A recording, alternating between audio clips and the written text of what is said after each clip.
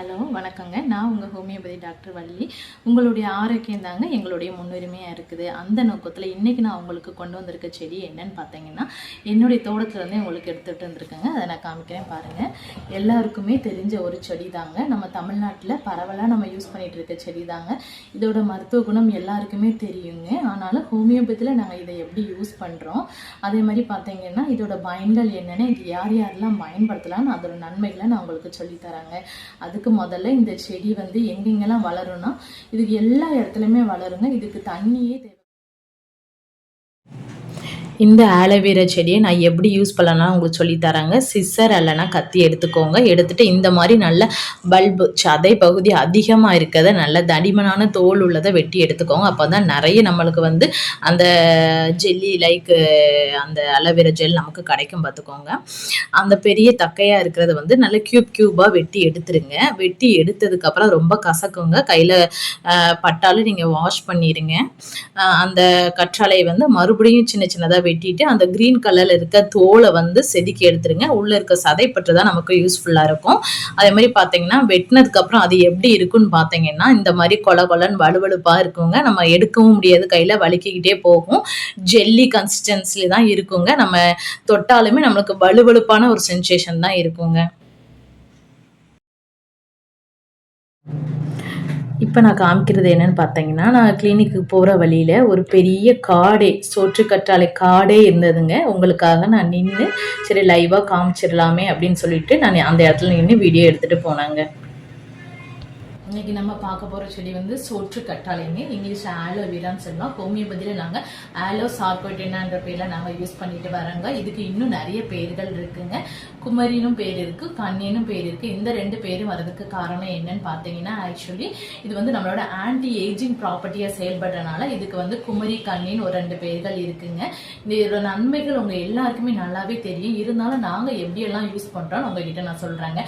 ஹோமியோபதியில் digestive problem இருக்கவங்களுக்கு நிச்சயமா இதை நாங்கள் யூஸ் பண்ணிட்டு வராங்க. அது முக்கியமா எனக்கு ஜெல்லியா வைத்தால போகுது, எனக்கு பார்க்க எனக்கு போகுது, அடிக்கடி போயிட்டே இருக்குது, போறது எல்லாமே ஜெல்லி மாதிரியே இருக்குன்றவங்களுக்கு நாங்கள் யூஸ் பண்ணிட்டு வரோம். முக்கியமா பாத்தீங்கன்னா அந்த ஆசன வாயில எரிச்சல் இருக்கிறவங்களுக்கு நாங்க யூஸ் பண்ணிட்டு வராங்க. அதே மாதிரி பாத்தீங்கன்னா ஆசன வாயில அரிப்பு இருக்கும், அந்த ப்ளீடிங் ஹெமராய்ட்ஸ்ன்னு சொல்லுவோம் பார்த்துக்கோங்க.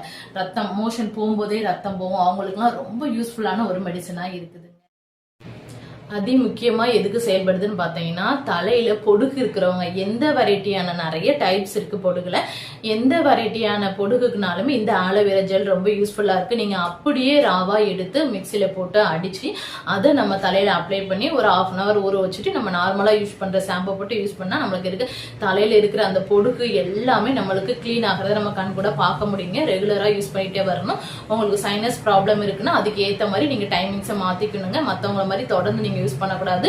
நாங்க வீக்லி ஒன்ஸ் யூஸ் பண்றோம்னா, சைனஸ் ப்ராப்ளம் இருக்கிறவங்க வந்து மந்த்லி ஒன்ஸ் அந்த மாதிரி தான் யூஸ் பண்ணணுங்க. ஏன்னா இது உடலுக்கு ரொம்ப குளிர்ச்சி கொடுக்கக்கூடியது, நம்மளோட சூட்டெல்லாம் தனிச்சு குளிர்ச்சி கொடுக்கக்கூடியது. அப்படிங்கும்போது நம்மளோட சைனஸ் ப்ராப்ளம் வந்து இன்க்ரீஸ் ஆகுறதுக்கு வாய்ப்புகள் இருக்கு. அதுக்கப்புறம் பாத்தீங்கன்னா தோல்ல அரிப்பு இருக்கிறவங்க யூஸ் பண்ணலாங்க.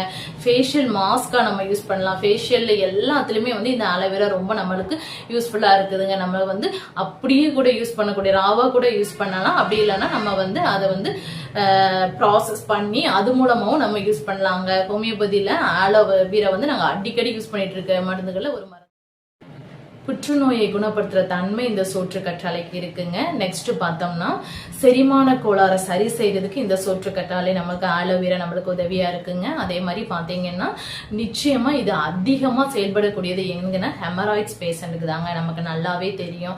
அதே மாதிரி சர்க்கரை நோய் பேஷண்ட்டுக்கு ரொம்ப உதவியா இருக்குங்க. காலையிலே வெறும் வயிற்றுல எந்திரிச்சு ஒரு ஸ்பூன் அளவுக்கு கற்றாழையில அந்த ஜெல்லை எடுத்து சாப்பிட்டாங்கன்னா அவங்களுக்கு ரொம்ப அந்த சுகரை குறைச்சு கொடுக்க தன்மை இந்த சோற்று கற்றாழைக்கு இருக்குங்க.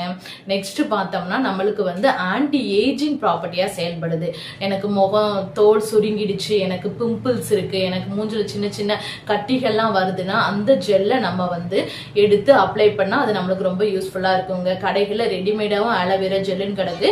நாங்க ஹோமியோபதியில எப்படி யூஸ் பண்றோன்னு பாத்தீங்கன்னா மாய்ஸ்சரைசிங் கிரீமா யூஸ் பண்ணிட்டு வரோம். அதே மாதிரி பாத்தீங்கன்னா நாங்க வந்து ஆலோவேரா ஜெல்லுமாவே நாங்க யூஸ் பண்ணிட்டு வரோங்க. அதே மாதிரி பாத்தீங்கன்னா ஹோமியோபதியில என்ன நேம்ல யூஸ் பண்றோம்னா ஆலோ சார்கோட்டினான்ற பேர்ல நாங்க யூஸ் பண்ணிட்டு வரோங்க.